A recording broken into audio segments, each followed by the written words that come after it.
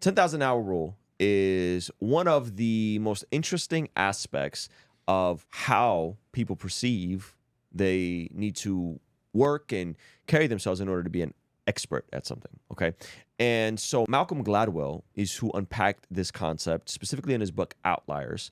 And then it was also unpacked in Robert Greene's book Mastery. And it's a really interesting premise that basically if you can do something with deliberate focus for 10,000 hours, that is how you become an expert. Now, the crazy part is that number has changed, and it's changed for the better. Well, I have reacted. I think a lot of people have misunderstood a little bit what I was arguing and have overstated the argument in ways that I hadn't anticipated. So I've heard versions of that argument that said that talent doesn't matter. All that matters is 10,000 hours, which is complete nonsense. I could do 10,000 hours of, golf, and I'm not going to become Ernie Els. And also, people have felt that number is hard and fast. And in truth, it's just a kind of, it symbolizes this fact that the amount of time necessary to develop your innate abilities is probably longer than you think. So it's a metaphor for the extent of commitment that's necessary in cognitively complex fields. So there is a healthy scientific literature which underpins it, which does circle around 10 years, 10,000 hours, quite a lot. So it does seem to be, it's a useful number to sort of think about how long mastery takes. But I wouldn't go beyond that. There's nothing magical about it. It's just a kind of... So two extremes he's unpacking here. One extreme is people use the 10,000 hour rule as a hard and fast rule. What does that mean? That means that in order to become an expert at something, you got to spend 1,000 hours on it a year, which I believe breaks down to 3 hours a day. And then over the course of 10 years, you become a master at it. That's one extreme, which then becomes very daunting if you're in your 30s or 40s and you want to become great at something. Yeah. The other extreme is that they say, well, talent doesn't matter. It's just about 10,000 hours. That's not true either. Talent does matter. All of us have some natural pre-wiring, some natural interests in things that other people don't, some natural genetics that add to it, right? Yeah. So we got two different extremes. Go ahead. And there are interesting things now, cases where we're seeing mastery at less than 10,000 hours. So a good example would be, we're seeing, chess. So the original 10,000 hour literature starts with chess. Back in the 60s, people started to write about how long did it take chess grandmasters to reach mastery. And they were all coming up with 10 years. Couldn't find anyone who took less than 10,000 hours. 10,000 hours. So pause it. So that's very important. That's where the 10,000 hour rule comes from. Interesting. 1960s, chess, people are required that much, about 10 years to become a grandmaster at chess. Okay, now listen to what he goes on to say, specifically where the origin of the 10,000 hour rule came from. Listen to what he goes on to say next. Now we are seeing some people, and it's because online chess learning is probably so efficient that you can learn a lot more in a given hour than you could before. And that gets into the second piece, which I would spend more time on now if I were rewriting that. And that is, I didn't spend enough time talking about the quality of the practice. So there's clearly a difference between one person's 10,000 hours and another person's 10,000 hours, right? And people who practice what's called this notion of deliberate practice. But people who practice in a focused way where they're getting ample feedback and they are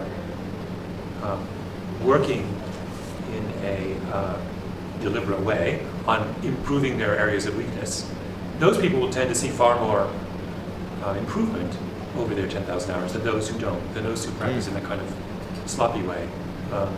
So that's an area, and that's the area where all the exciting work is being done now, is, okay, given that you need to do a lot of work, how can we, A, shrink it a little bit, but more importantly, how can we make the most out of those hours? And that's a super, super interesting and fruitful area of inquiry. Chess, in the online chess world, completely revolutionized the 10,000 hour rule. So what he's basically saying here is if he can go back and update, the internet has changed the 10,000 hour rule because you can learn chess online faster. Yep. Technology has revolutionized how people can learn. One. Two, obviously, how focused you are on in the 10,000 hours is going to determine how much you get out of it. Yeah. The internet has transformed, and now people can become expert chess masters in 2,500 hours and 2,000 hours and 3,000 hours. What does that mean? That means that in the 1960s, it took you 10 years to become an expert.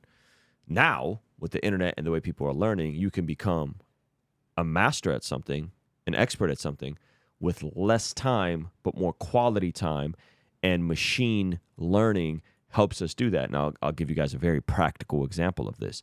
Learning a second language, Duolingo, completely revolutionizes how you can learn a second language. It gamifies how you can learn a second language. And so now you're going to see the same advancements in other areas. Where am I going with all of this? The reality is that now is not just the best time ever to be alive because we have air conditioning and ventilation and running water. Now is the best time to ever be alive because you could actually master multiple things across multiple disciplines and then combine all of your skills to have a unicorn of a skill set. So if I'm looking at the 10,000 hour rule, okay, I go, cool, I've probably have spent 10,000 hours, more than that, working on music from when I first got into music in 2000 to when I went full time with music in 2015. That was a long window that took me to go full time with music. Now, the jump from music to video was substantially shorter because I knew how to do music.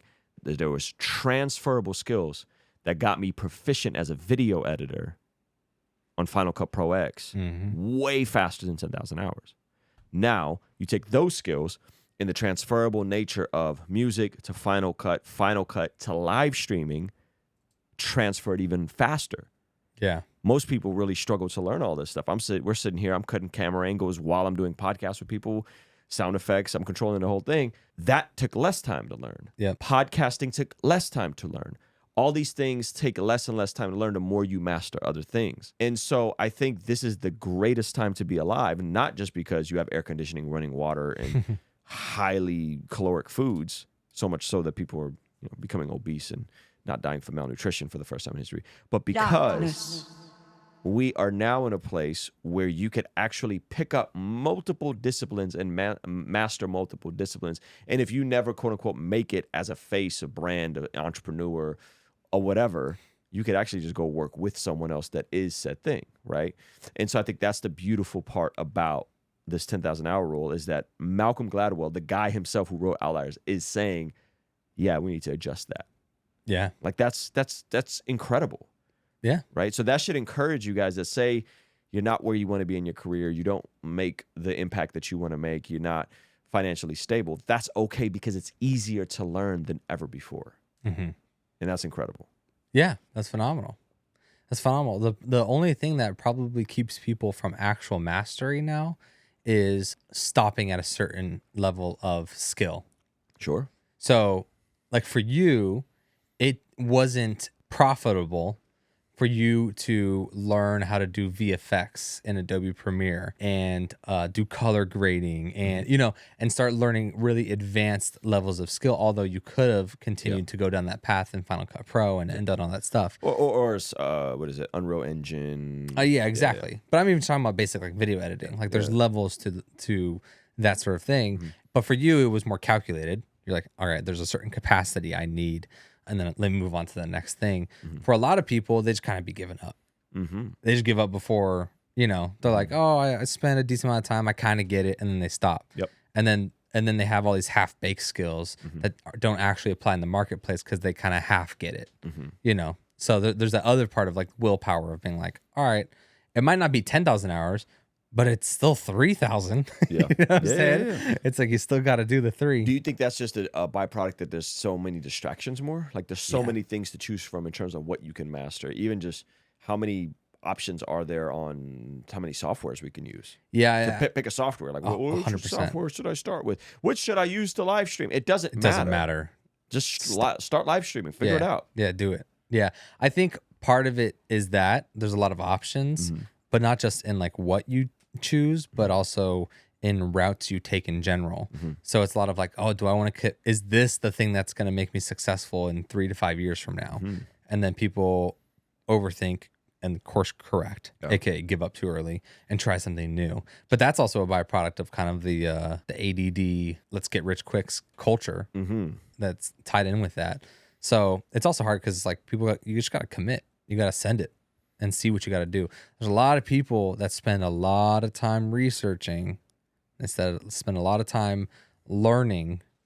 And it's like at some point you got to start doing, because the best learning you'll do is in the doing. And it goes back to what he was just saying. It's like high quality practice and implementation like decreases, along with also the internet, which has made high quality practice easier.